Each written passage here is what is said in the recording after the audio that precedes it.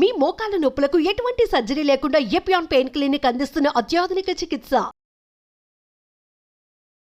నమస్కారం అండి, నేను Srilatha, chief clinical dietitian, Medicover hospitals, Madhapur. ఇవాళ మనము మోకాళ్ళ నొప్పులు ఉండేవాళ్ళు ఎలాంటి ఆహారం తీసుకోవాలి, ఎలాంటి ఆహారం తీసుకోకూడదో తెలుసుకుందాం. సో ముఖ్యంగా మోకాళ్ళ నొప్పులు అనేవి మనకు రకరకాల కారణాల వల్ల రావచ్చు. అది ఆస్టియోఆర్థరైటిస్ ఉండొచ్చు, లేకపోతే రొమటాయిడ్ ఆర్థరైటిస్ ఉండొచ్చు, లేకపోతే అధిక బరువు ఆర్ స్థూలకాయం వలన రావచ్చు, వాతం వలనైనా రావచ్చు. సో ఏ కారణంగా అయినా మనకి మోకాళ్ళ నొప్పులు వచ్చినప్పుడు మనం ఒకటి జాగ్రత్తగా గుర్తుపెట్టుకోవాల్సింది ఏంటంటే, మంచి ఆహారపు అలవాట్లు అనేవి ఉండాలి. సో ఏవైతే మనకి ఆహారంతో ఇబ్బంది కలుగుతుందో, నొప్పులు వాపులు ఎక్కువ అవుతున్నాయో, అది మనం ఒక ఫుడ్ డైరీలో మెయింటైన్ చేసుకుని దాన్ని అవాయిడ్ చేయాలి. First most important. సో కొంతమందిలో ఏంటంటే కొన్ని రకాల ఆహారాలతో ఇరిటేషన్ చాలా ఉంటుంది, వాపులు నొప్పులు వచ్చేస్తాయి అన్నమాట.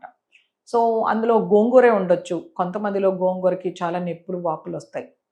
కొంతమందిలో శనగపప్పుకి రావచ్చు, అలాగే కొంతమందిలో క్యాబేజ్తో రావచ్చు, కొంతమందిలో బంగాళదుంపతో రావచ్చు. సో ఇలాంటివి మనం రికార్డ్ చేసుకోవాలి, వీటిని మనం అవాయిడ్ చేయాలి. అలాగే మనకి కొన్ని రకాల ఫుడ్ ఐటమ్స్ ఉన్నాయి, వీటితో మనకి ఇన్ఫ్లమేషన్ పెరుగుతుంది శరీరంలో. సో అందులో షుగర్ అండ్ ట్రాన్స్ ఫ్యాట్స్ ఎక్కువ మోతాదులో మనం తీసుకునే చిప్స్ కానీ, ఫ్రెంచ్ ఫ్రైస్ కానీ, Kentucky fried chicken, pizza, burger, ఇలాంటి వాటిలో మనకి ట్రాన్స్ ఫ్యాట్స్ ఎక్కువగా ఉంటాయి. వీటితో కూడా వాపులు నొప్పులు ఎక్కువగా అవుతాయి అన్నమాట. కొంతమందిలో గోధుమతో వాపులు నొప్పులు ఎక్కువ అవుతాయి, కొంతమందిలో పాల ఉత్పత్తులతో ఎక్కువ అవుతాయి. సో ఇలాంటివి మనము గ్రహించుకొని మనం అవాయిడ్ చేస్తే మనకు నొప్పులు, వాతము ఇవన్నీ తగ్గుతాయి అన్నమాట. అలాగే మనకి కొద్ది రకాల ఆహారాలతో ఈ నొప్పులు, వాపులు తగ్గే ఎక్సలెంట్ వరం అని చెప్పొచ్చు మనం. సో ముఖ్యంగా ఇందులో మనము రోజు వాడుకునే పసుపు ఒక మంచి యాంటీబ్యాక్టీరియల్, యాంటీసెప్టిక్, యాంటీ ఫంగల్, యాంటీ ఇన్ఫ్లమేటరీగా పనిచేస్తుంది. And even a good diuretic, శరీరంలోంచి నీళ్లు కూడా బయటికి తీస్తుంది. సో ఈ పసుపుని మనము వాటర్లో కలిపి, నిమ్మకాయ నీళ్ళలో కానీ, మామూలుగా మజ్జిగలో కానీ, లేకపోతే ప్లెయిన్ నీళ్ళల్లో కానీ కలిపి రోజు కనీసం ఒక చిన్న సగం టీ స్పూన్తో స్టార్ట్ చేస్తూ హాఫ్ టీ స్పూన్ వరకు చేసుకోవచ్చు. ఒకేసారి కాకుండా పొద్దున, మధ్యాహ్నం, సాయంత్రం అలా కొద్ది కొద్దిగా పెంచుతూ ఒక సగం టీ స్పూన్ వరకు ట్రై చేయొచ్చు మనం. సో ఇది ఒక ఎక్సలెంట్ యాంటీ ఇన్ఫ్లమేటరీ ఫుడ్ అని చెప్పొచ్చు. అలాగే మనకు వెల్లుల్లి, అల్లం ఇవి కూడా రెండు యాంటీ ఇన్ఫ్లమేటరీ ప్రాపర్టీస్. సో అల్లాన్ని, వెల్లుల్లిని మనం కచ్చపక్క దంచేసుకుని మనం అన్నంలో కలుపుకొని తీసుకోవచ్చు, ఆర్ వాటిని సన్నగా చాప్ చేసి మనం సాలెడ్లో అయినా తీసుకోవచ్చు, లేకపోతే మనం అల్లాన్ని కషాయం లాగా అయినా తీసుకోవచ్చు, మన ఇష్టం. సో వీటితో మనకు ఒక మంచి బెనిఫిట్ అనేది కనబడుతుంది.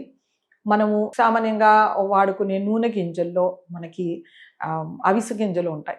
ఈ అవిసె గింజల్లో కూడా ఎక్సలెంట్ యాంటీ ఇన్ఫ్లమేటరీ ప్రాపర్టీస్ లభిస్తాయి.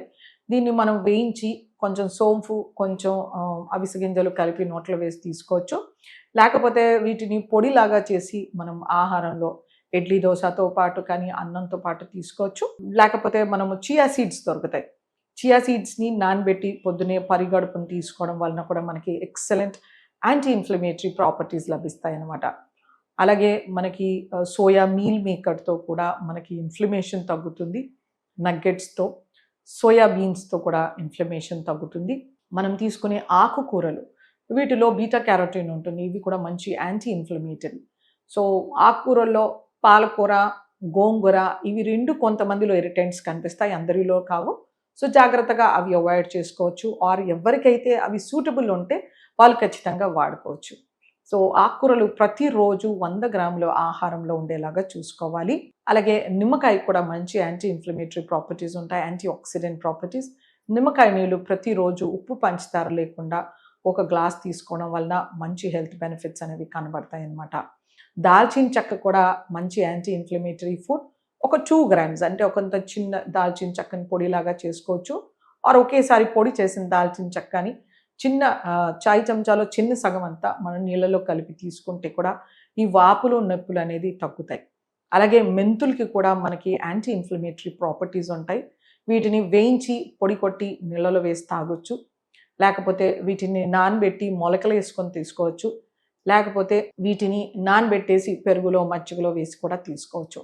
ఇలా మనము ఆకుకూరల్ని, లేకపోతే మనము గింజల్ని, నేను చెప్పిన స్పైసెస్ అండ్ కాండిమెంట్స్ కానీ, టొమాటోస్ కానీ, తర్వాత రకరకాల గింజలు, ఫ్లాక్స్ సీడ్స్, చియా సీడ్స్ ఇలాంటి వాటితో మనకు ఇన్ఫ్లమేషన్ అనేది తగ్గుతుంది. అలాగే అల్లం, వెల్లుల్లి, దాల్చిన చెక్కతో కూడా ఇన్ఫ్లమేషన్ తగ్గుతుంది. ఉల్లిపాయల్లో కూడా యాంటీ ఇన్ఫ్లమేటరీ ప్రాపర్టీస్ ఉంటాయి. ఈ వైట్ అనియన్ ఎస్పెషల్లీ తెల్లగా ఉండే ఉల్లిపాయ, వీటిలో కూడా యాంటీ ఇన్ఫ్లమేటరీ ప్రాపర్టీస్ ఉంటాయి. వీటిని కూడా తరచుగా మనము ఆహారంలో చేర్చుకుంటే మంచి రిజల్ట్స్ అనేవి కనబడతాయి.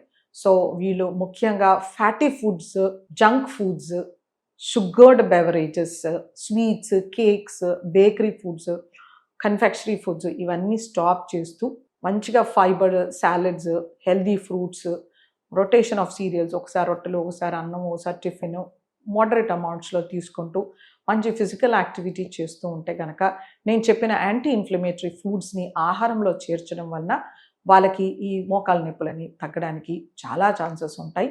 అండ్ క్వాలిటీ ఆఫ్ లైఫ్ అనేది ఇంప్రూవ్ అవుతుంది. నమస్తే.